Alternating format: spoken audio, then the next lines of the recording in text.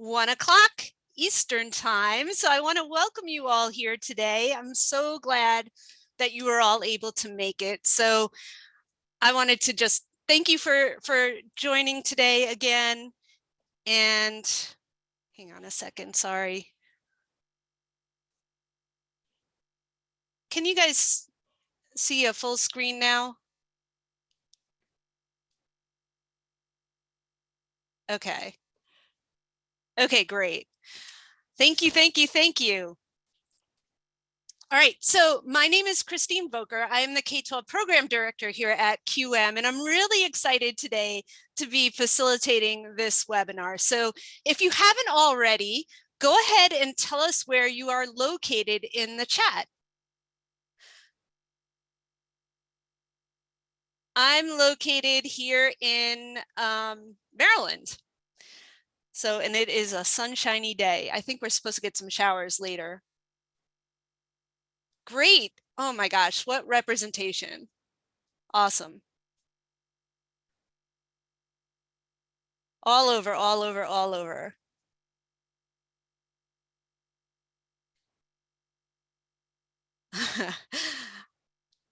Ohio. Excellent, excellent. Thank you all so much for joining today. It's so good to see you all here. So today we're going to take a peek under the hood, so to say, at QM's Teaching Online certificate.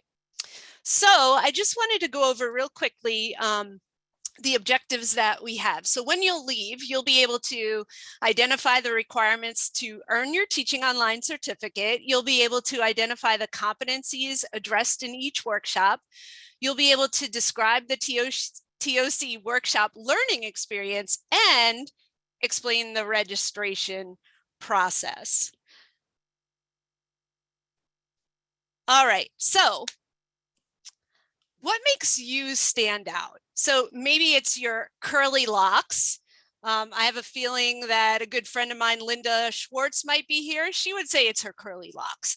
Maybe it's your creative style. Maybe you have some bold glasses. Go ahead and put in the chat. What makes you stand out?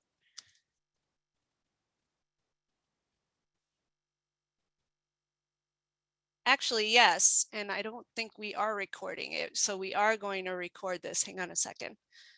No, I got it. It's recorded. Okay, great. Thank you. Yep, I started. Red hairs. Thank you. Red hair, sense of humor, sneakers at work. Awesome. Connection with students, energy, curly hair, positive attitude, improv skills, a sharp suit. I love it. Personality, hazel eyes. Love to have fun. I'm missing a lot of these, but if you guys go through the chat, you can see it. Long white hair.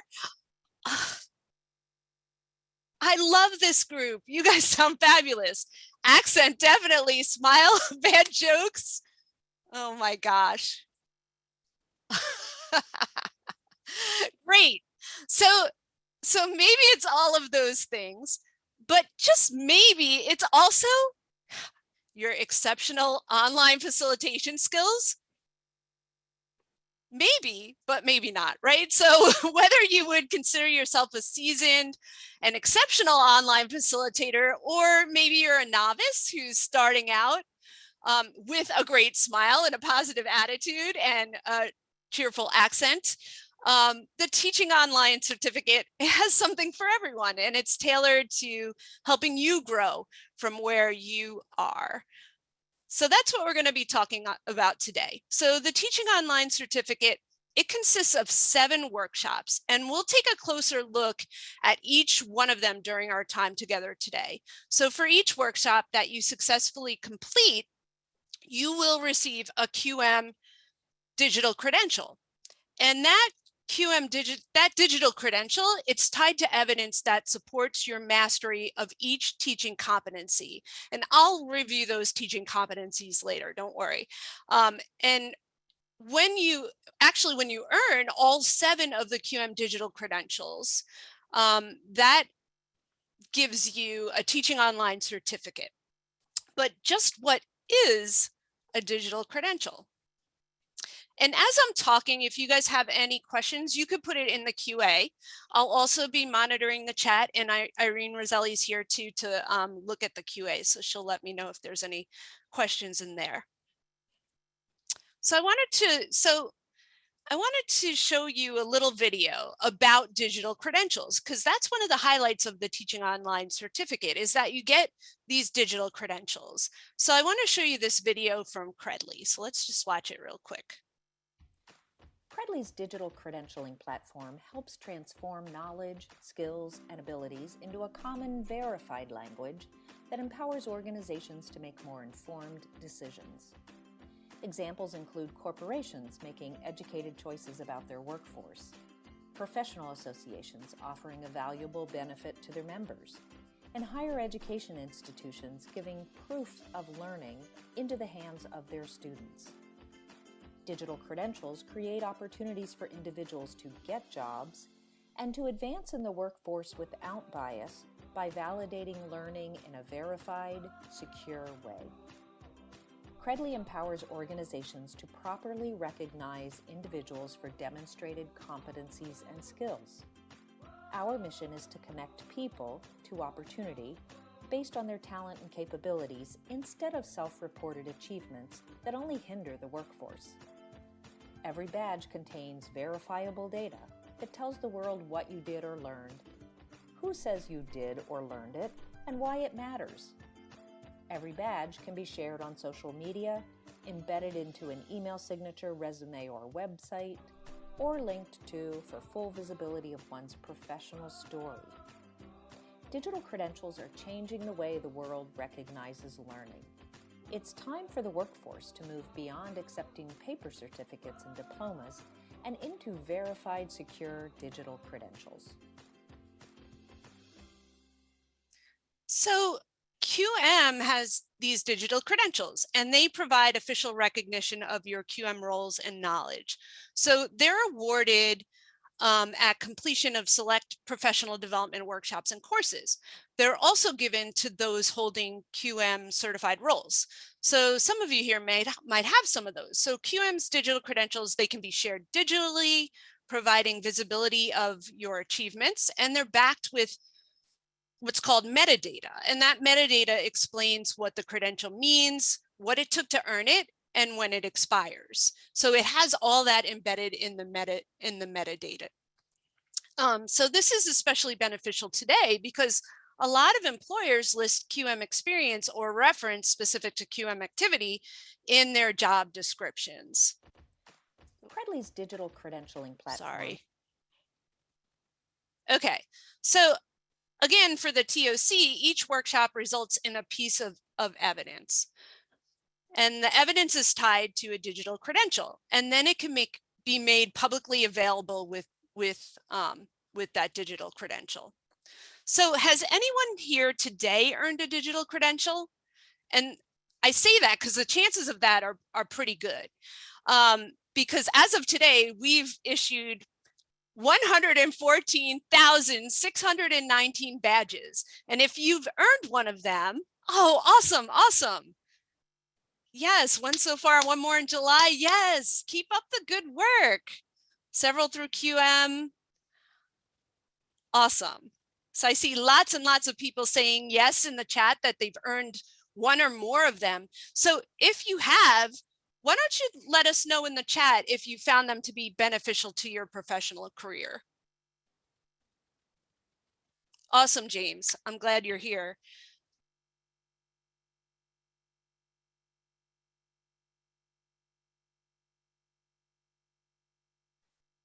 All been valuable learning experiences.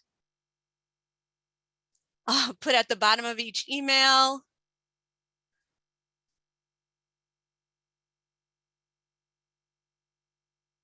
Awesome.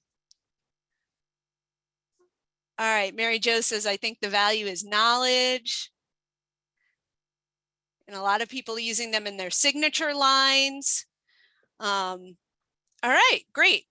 So there's still more that we can learn about digital credentials, but I'll let Steve Kaufman from the University of Akron explain that one. So let's hear from him.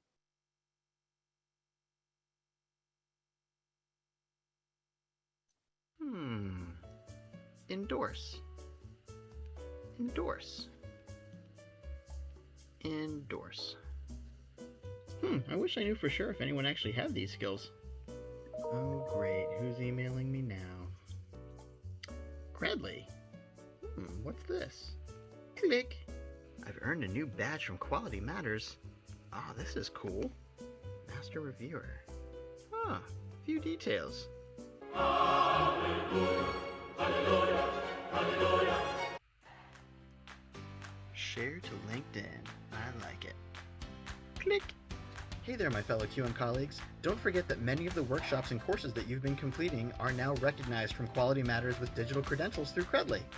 Show your expertise and your commitment to quality. It makes a huge difference as we all work to raise the bar for what great online learning looks like. So what are you waiting for? Check your email, claim those credentials, and we'll see you online.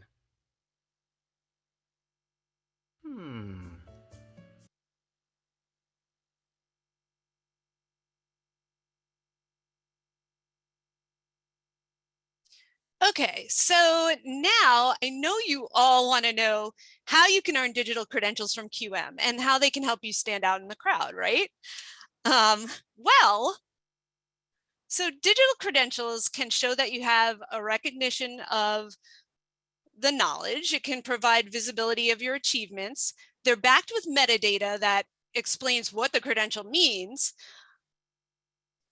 And many employers list QM experience or reference specific QM activity in the job descriptions. So when you know, that's why you have seen many people sharing out their accomplishments via social media. And because digital credentials are there, they make it really easy for you to do so. Like Steve Kaufman was showing, you just click a button and it'll go on to like your Twitter account or your LinkedIn account. So there's some examples here. I love these examples here too. This is actually a cookie. Makes you think, I want a cookie right now. Yeah, so it's pretty cool that you can show those. But I did want to show a quote. So Justin Sense from Shippensburg University of Pennsylvania, he worked with QM to set up some cohorts for his faculty. And he says, interest in the workshops has remained really strong among our faculty. I appreciate that we will ask for a couple more. I anticipate that we'll ask for a couple more cohorts during the fall semester. We had faculty who completed the certification to do panel sessions in December and January as part of larger faculty training, and they were really excited to share with folks, to share with their colleagues. And this last part really underscores what we were just saying about people sharing their achievements. He goes on to say, and the coolest thing I've seen so far is that some of the faculty are starting to put the title, the little QM TOC badge in the signature line of their emails. And actually, I think I saw Justin in the chat. Let me see if Justin is here. I thought I might have seen him.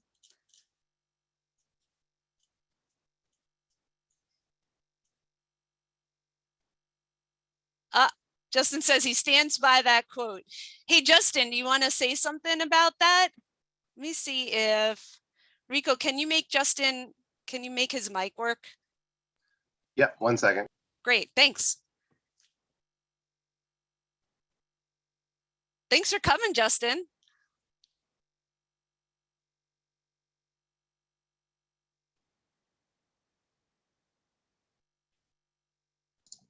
Can you hear me? Yeah. Okay, I was looking for the button. Yeah, absolutely. And we went about this a little bit differently. So we ran faculty through the TOC training in dedicated cohorts while COVID was going on. So we had 50 or 60 faculty go through, and we did it probably a little bit differently than a lot of people on this webinar would, but we ran everyone through the 7 workshops in 11 consecutive weeks, which is a little bit of a marathon, but yeah, it's a fair amount of work when you do it that way. But the feedback for those that went through it was 100% positive. They all said, yeah, it was a lot of work, but that they would absolutely do it again, and they've benefited from it. And, you know, even though we're now kind of moving back to air quotes normal, it's still of interest to our faculty. And we're not doing the dedicated cohorts anymore. We're running people through the public schedule, but they're very enthusiastic about it, not only for online instruction, but applying it to their face-to-face classes and blended and that sort of thing. Great. Thank you so much for sharing that, Justin. Sure, thank you. I'm glad you were here. All right, awesome. So let's jump into the actual TOC workshops themselves.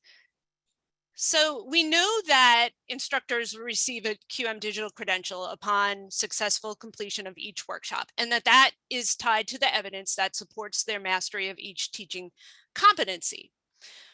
We've actually issued 26,552 digital credentials across all of these workshops. So now it is quite an achievement and an accomplishment, as Justin was saying, to earn the actual certificate. Because that means you've completed all 7 of those workshops. We've actually issued 2,744 teaching online certificates across K-12 and higher education. So it's important to note that all the workshops are inclusive. And by that, I mean that they're designed for both higher ed and K-12 faculty. They're beneficial for both new and experienced online instructors, and they're sensitive also to the needs of adjunct faculty. They're also flexible, and they can be taken in any order, although we do have a recommended order that you'll see like on our website, but you can actually take them in any order because there really aren't any prerequisites for them. They're all available for public enrollment every month, and you can take the sessions that work for your schedule. So I'll show you a little bit about registration a little bit later on, but let's look at the competencies for each of these workshops. I'll quickly review them, and then I'll move on to give you more information about how the workshops will help you to actually meet those competencies. So this first workshop that I'm showing here is gauging your technology skills. And this is a 1-week asynchronous workshop. The competency is to identify technology skills gaps and to be able to fill those gaps through available resources. Now, as I go through each of these, I want you to see if you can find the common denominator that runs through each of these workshops. Just keep it in your head. Don't spill it out in the chat just yet. Okay, so let's take a look. So this is the second one that I wanted to talk about, orienting your online learners. There are actually 3 workshops that are 1-week workshops. This is another one of them. And in this one, you'll be able to explain why and how to orient learners to online learning and to online courses. The last 1-week workshop is assessing your learners. And the competency here is assess learning in online courses and explain ways to assess teaching in online courses. And then remember, there are 7 workshops altogether, right? So, Justin, teaching online, TOC stands for Teaching Online Certificate. So evaluating your course design, this competency is evaluate the instructional design of online courses using established quality assurance standards and rectify deficiencies through teaching. And then in exploring your institution's policy, the address competency is determine institutional policies related to online teaching. So now I want to ask you, have you figured out what the commonality is yet? Don't say it if you know it. Let's keep going. So in connecting learning theories to your teaching strategies, you'll be able to select teaching strategies based on learning theories. And then lastly, creating presence in your online course. The competency addressed here is to describe how to create instructor, social, and cognitive presence in online courses. All right, now I can ask you, who figured it out? Who identified the word or the thread that is the common factor that runs through all of the workshops? Ooh, Diane says asynchronous. Janet says your. Diane says online. Elizabeth says rubric. Those are all good answers. Student-centered teaching, you. I'm going to give Janet the win though, because she says your. So that's actually what I was getting at there. So each of these actually has you looking at your online teaching. So you're looking at it from your perspective and from your classes. And so that's the one thing that all of these definitely have in common. But a lot of you picked up on some other stuff, and those are definitely good guesses as well. So now that we've talked about the competencies that are addressed in each of these workshops, let's dive into how, as a participant, you'll get to meet these competencies. And this is the learning experience. So before we get started here, I wanted to ask if there are any tech wizards in the house. So on a scale of 1 to 5, and let's say 5 is being that wizard level, how would you rate yourself as a tech wizard? Go ahead and put your answer in the chat. And listen, this is a no judgment zone. So I'm not going to kick you out if you say you're a 1 or a 2. Awesome, awesome, awesome. I could have had some of those 4s and 5s help me out with the sound a little earlier, I think. All right, great. Okay, so gauging your technology skills. So in this workshop really the learning process is that you'll do some self-assessments of where you stand. So you'll gauge your own technology skills. So you'll do a little self-assessment, and then it's really, the whole premise of this is not to kind of figure out how good you are with technology, but it's really about determining what your level is. Remember, there's no judgment, and where you want to grow. So even if you're a 5 and you're at that wizard level, you know that you can still learn and grow.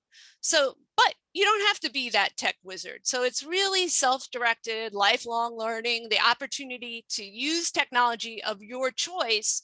And you'll learn how to integrate that into a course. So it could be something very, very simple, but it's new to you, and that helps you grow as a professional. So that's gauging your technology skills. The next one I'm going to talk about is assessing your learners. And so in assessing your learners, really, that's that whole, how are you going to monitor the progress of your learners? How are you going to know they're really learning what, the objectives are calling for in that course? So we'll talk about rubrics, using rubrics in your courses, not the QM rubric, but a grading rubric. So using rubrics, because that not only helps the students, right, know how they're going to be graded, but it helps you as the assessor as well, assessing both the learner and your own teaching practice for continuous improvement. And then also, let's see what else is in there. So, and what can you use, like, in addition to grades? So how can you give them feedback, and how can you monitor their progress in addition to those graded assignments, and how can you evaluate them? So that's assessing your learners. So you'll learn all kinds of things about actually, making sure that your learners are hitting those places. So I did see a question, how does each training session, how long does each training session last approximately? So each training session either is 1 week or 2 weeks, and you can see them there on your screen of how long they last. And those are all asynchronous online courses. So you take them online. You'll have some due dates within that 1 week period of when things are due, but you'll be able to take all of those, and either you'll be done within 1 week or 2 weeks for each of them. So overall, the whole thing lasts 11 weeks if you take them all, one at a time together, back to back. So I hope that answers Ali's question. Okay, so my next thing that I wanted to ask you here is kind of an oddball question, right? But recently, a friend of mine posted some pictures on Facebook. She and her kids were out orienteering one day. So, of course, I immediately went to the REI website to learn what this is, because really all I ever knew about orienting was how to do this for online students in my class. But there actually is this whole group of people who go out orienteering. So are there any orienteers in the house today? Not online orienteers.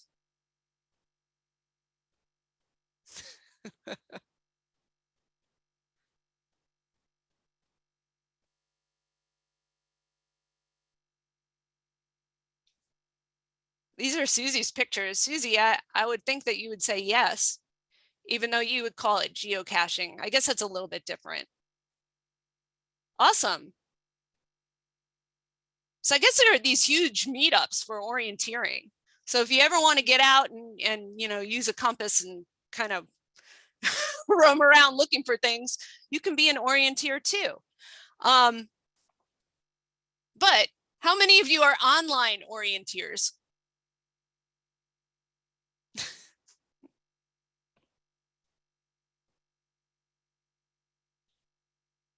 Cool. So yeah, whether you are an outdoor real life orienteer or you've just oriented your learners to online learning, which I guess some would say that's just as large a feat, right?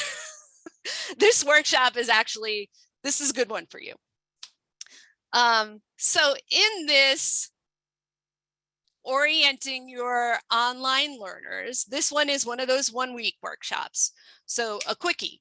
So this one kind of talks about the 2 levels of orientation. So it's like orienting your students to online learning as a whole, and then orienting them to your own class or your own course. So it's kind of like in that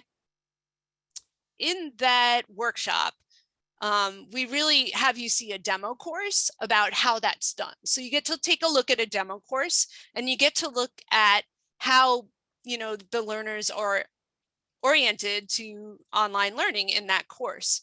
And remember, I said that these courses are inclusive. So here's an example of just one of the assignments in this workshop. So it's kind of like it'll be geared toward either if you're higher ed or if you're K-12. I'm laughing at James's comment. He'd like to think he's an orienteer, but he's not sure how true that is. Yeah.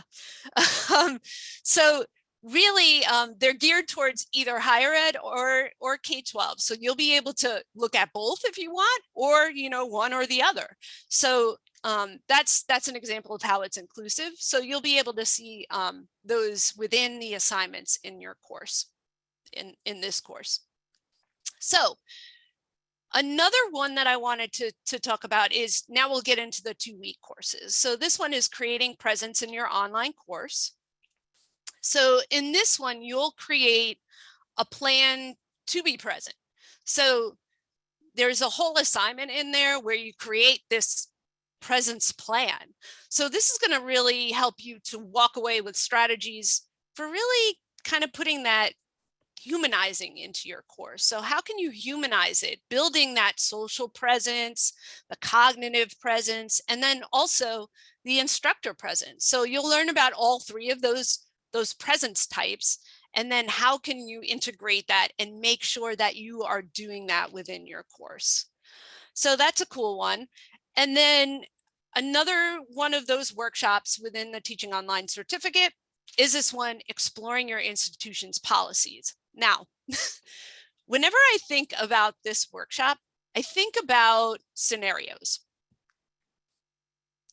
So I wanted to ask you guys, if you ever watched the show, What Would You Do? Where John Quinones, he sets people up to see what they would do in different situations. It's like, if you've never seen it, it's like a kind of like a hidden camera show. And then John and his team, they set up scenarios of conflict.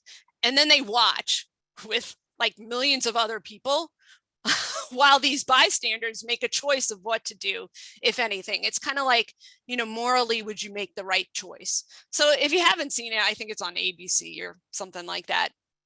But as I was like looking for something to show John Quiones, I actually learned that this whole viral thing on TikTok. I don't know how many of you use TikTok. I don't necessarily use TikTok, but I was seeing that there were all these videos where people were like, kind of, yeah, you can see the trailer for him on YouTube, but there were people like making their own videos. So I don't know if you can hear this. Let's see if you can hear this one. Excuse me, ma'am.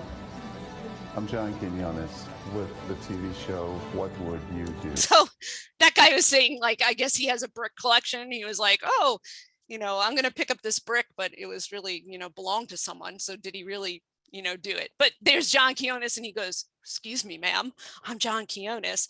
Anyway, I digress. So, but anyway, this exploring your institution policies kind of reminds me of that, because it's chock full of these different scenarios that you have to work through based on your own experience and your institution's policies. So you'll get to take a look at those policies, and you'll get to look and see if, they may or may not apply, or they may need updating for online learning. Now, I know like a lot of you recently have done this, right? But, we can still take a look at some of those policies and see if they're up to snuff and what they're missing, what they have on them.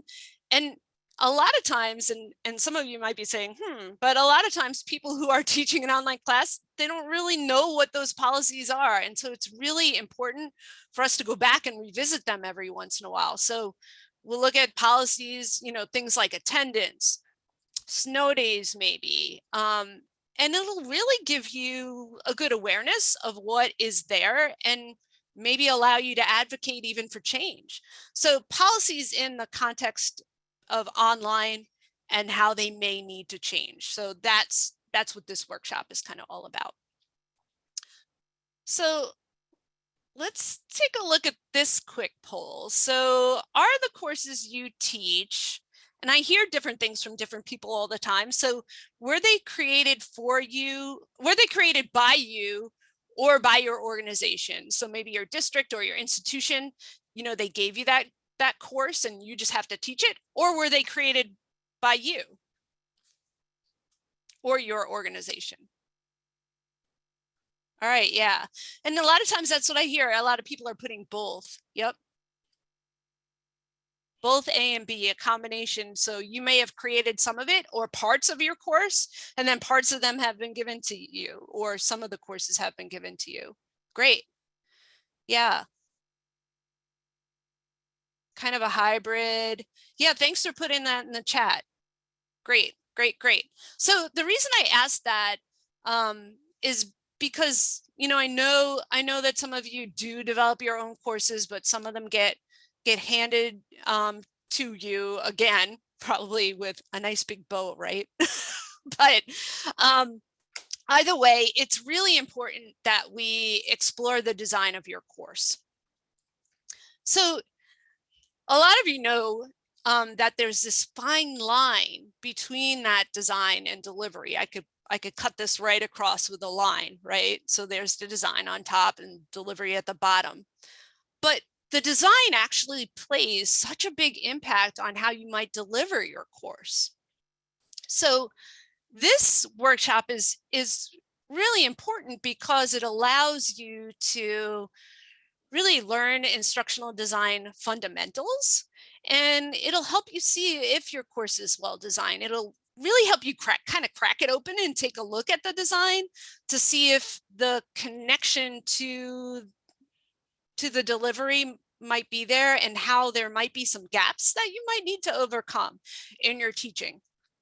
And, definitely if you can't change the design, there might be those gaps, and you need to know how to address those gaps. So we'll take you through looking at your course through that lens of design, because maybe you haven't thought about it like that before. So that's what this course is all about. It's going to take you through looking at your course in that way.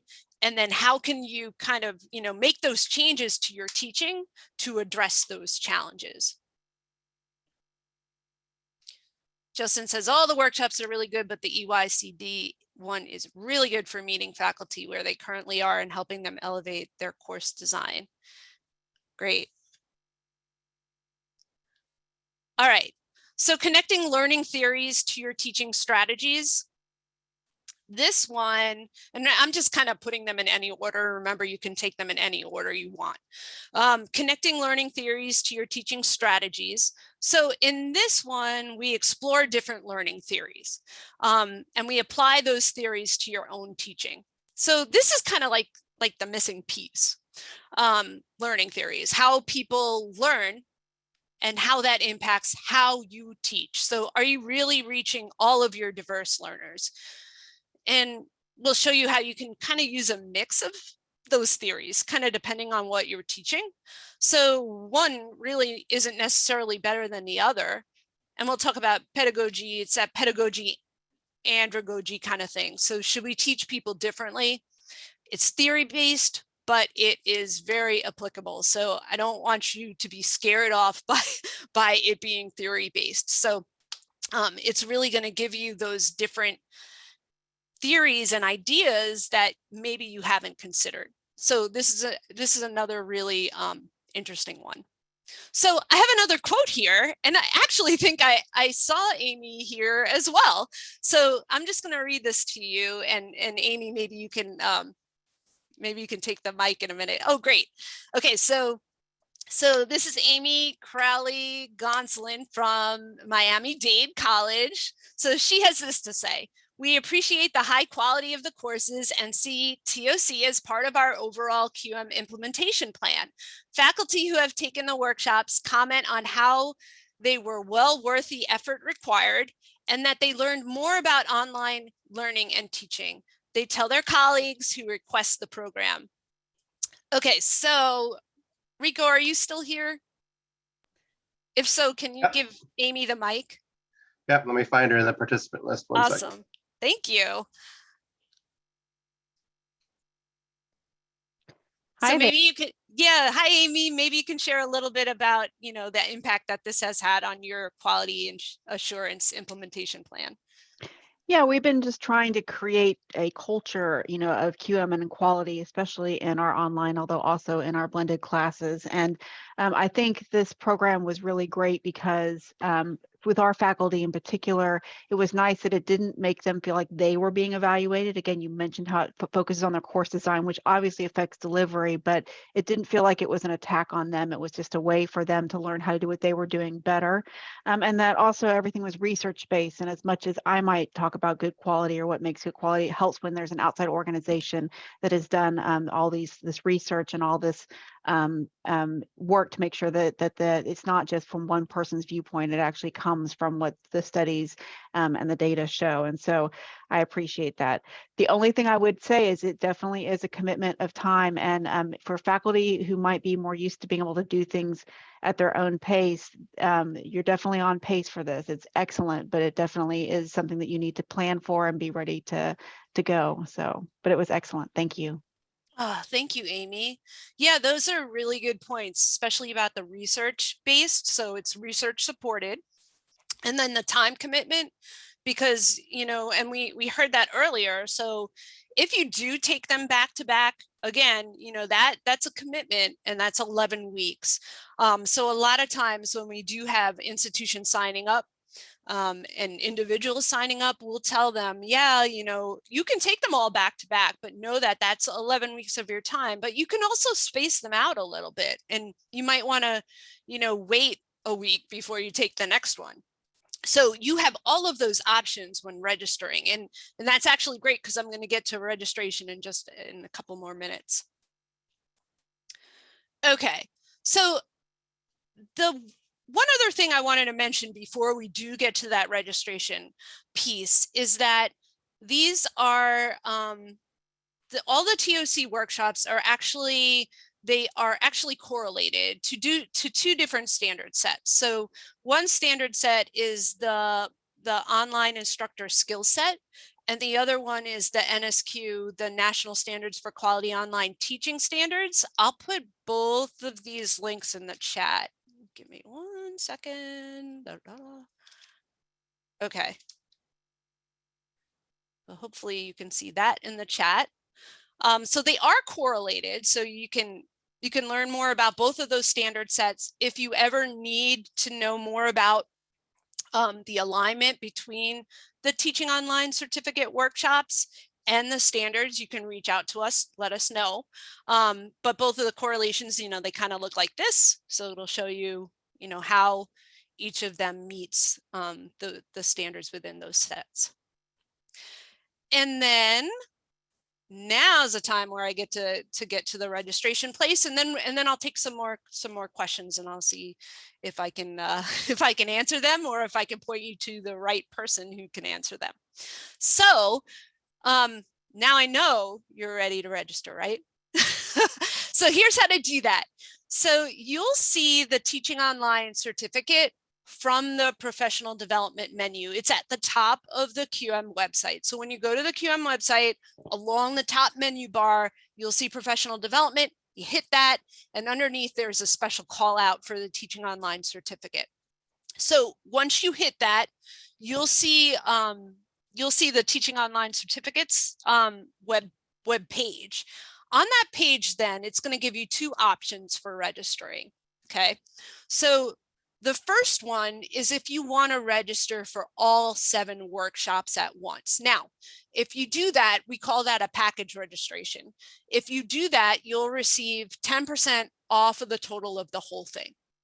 So when you go to register, what it'll do is you'll follow the prompts on the call out on the screen. What it'll do is it'll give you, you know, all of the sessions, and you'll just kind of pick and choose the sessions that you want to take. But you're kind of putting yourself, well, not kind of, you are putting yourself in all 7 of them. So you're registering for all 7 at one time. So you select the dates.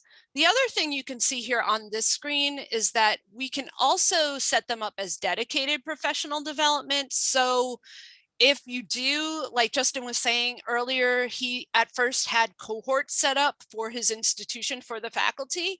So that's another thing that you can do. So you can go ahead and you can request those sessions set up just for your organization. And I believe you have to have 10 people. So if you have at least 10 people, you can set them up as dedicated.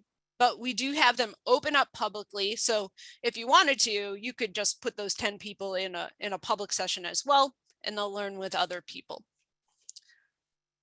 Thank you, Brenda, for putting that link in the chat. And Nancy confirmed, yes, 10 participants is the minimum for dedicated sessions. So great.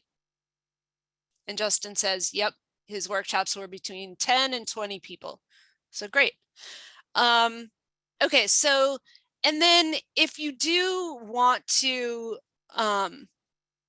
register for just, you know, separate, if you're registering then for the package, all the available sessions then will appear on your screen, and you'll select the ones that work best for you. So you'll click on the ones that you want to take. And then here you'll see if you can't register for all 7, then you can select specific sessions that you want. So if you just wanted to take that exploring your course design, you could just find that one in the list and you could just enroll in that one. Now, you could all later on, you could later on say, I want to keep working on my Teaching Online certificate and I want to go back and I want to take, some more of them. So you could always do that. So you don't have to register for all 7, like I said, at once. So for this one, so if you just wanted to enroll in one of the courses, so if you wanted to enroll in Engaging Your Technology Skills, you would just select that from the list on the Teaching Online certificate page that I showed earlier, and then it will click on, and then you click on the register button, and that'll bring up a list of sessions, and you can just complete the enrollment process and click on it from the list. So let's see if we have any questions. If you have any questions about the sessions or enrollment, these are your people. These are who you can reach out to. My colleagues on the screen, Nancy Regis, Amanda Harner, and they are available to help you if you have any problems registering, you have any questions about, the sessions. If they can't answer it, they'll do the same thing as me and kind of find out from someone else how to answer it. So let's see. I'm going to click on the QA, see if what we have here. And I don't know if any of my colleagues here know how this is different from ACUE, but that's one of the questions. No prerequisites, Karen.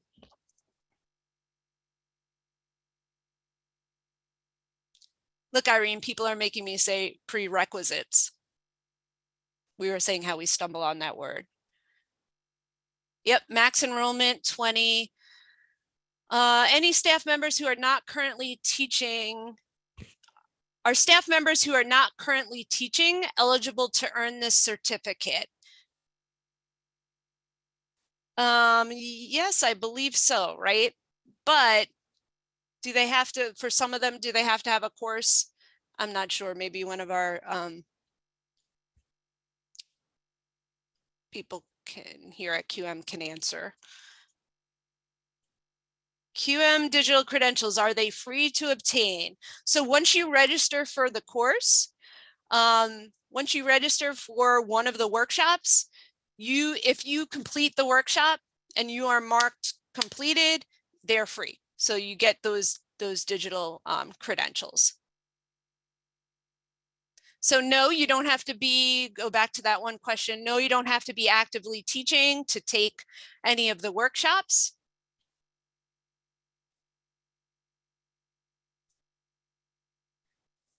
To obtain, is there a credential of QM peer reviewer 5th edition who does not teach? So if you are a peer reviewer, you would get that, and to become a peer reviewer, you need to be a faculty member who has taught online within the past 18 months, and I think we may have extended it to 30 months during the pandemic. And another question about how this is different from ACUE.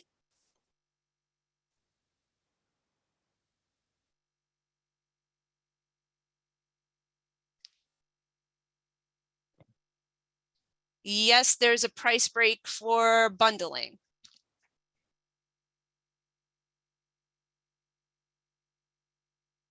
But it's for the whole package, so you have to sign up for all 7.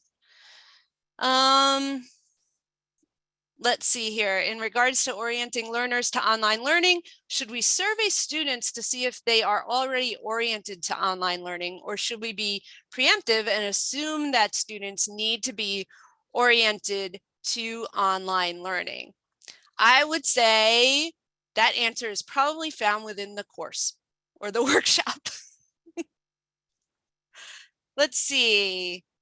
What kind of assignments are used in the TOC workshops? I think we got to most of that.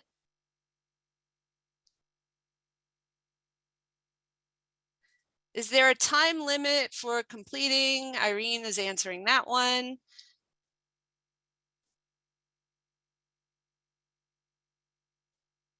There's a question about, is this certification recognized outside of the USA? I would say, and maybe someone else knows this answer, but I would say depends on the organization that you want it to be recognized by. So they probably have all of their own, guidelines about who they accept and who they don't. Is there a syllabus to preview prior to signing up for each class? So on the page that shows the course itself, there's more to this, what I'm showing here at the top, gauging your online technology skills.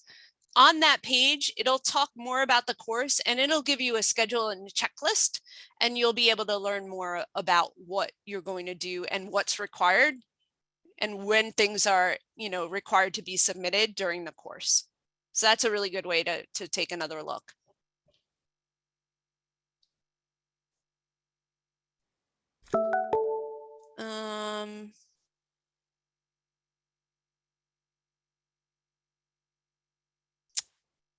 Someone's asking about improving your online course.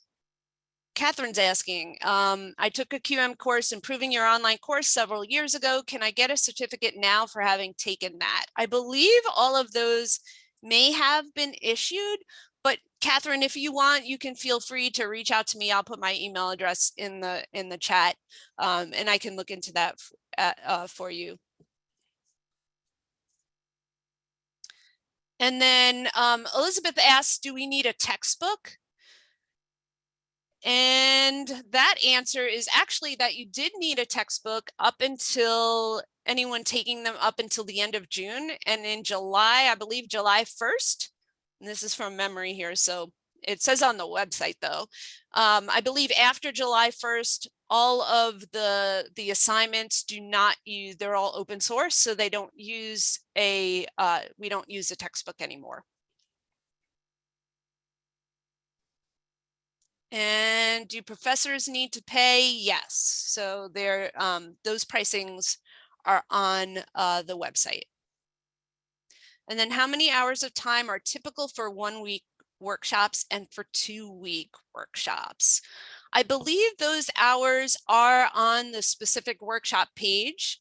So if you go and you look at those specific, like the gauging your technology skills, if you look on that page, because each of them might have a different range of hours. So if you look on there, you'll be able to see the time, the range of hours. These are all really great questions. Perfect, perfect, perfect. I'm going to go back here to this. I'm going to actually put my email address in the chat.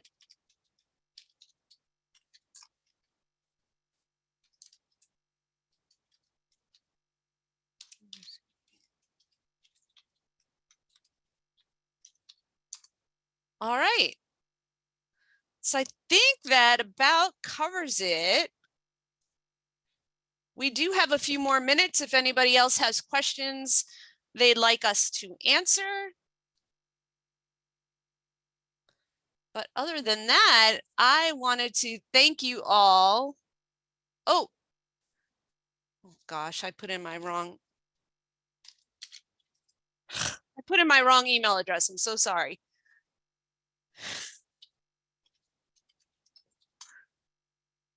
All right. C. Voker at qualitymatters.org. But even if you get to Nancy or Amanda, they can send you off to me as well. Are all the sessions about the same course? Yes, it depends on if it's a 1 week or a 2 week.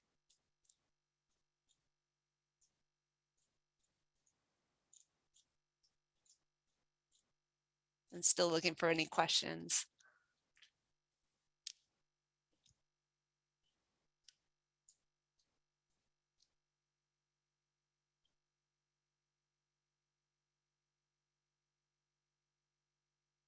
All right.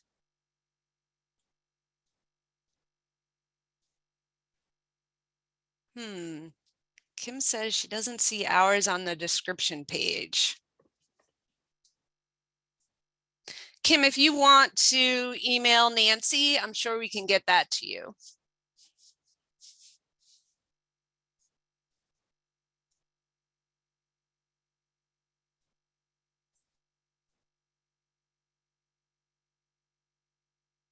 Oh my gosh, you guys were so much fun. Thank you so much for being here. I really appreciated you all coming, and I hope that you guys come and see you, that you join us in one of the workshops, and then you share your digital credentials.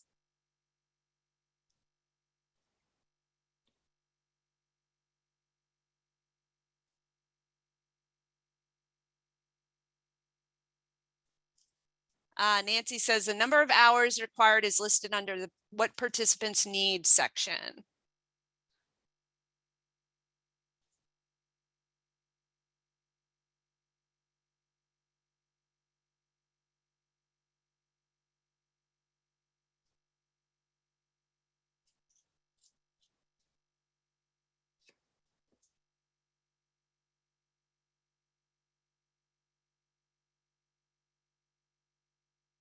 if Amy and Justin are here, thank you so much for taking the mic.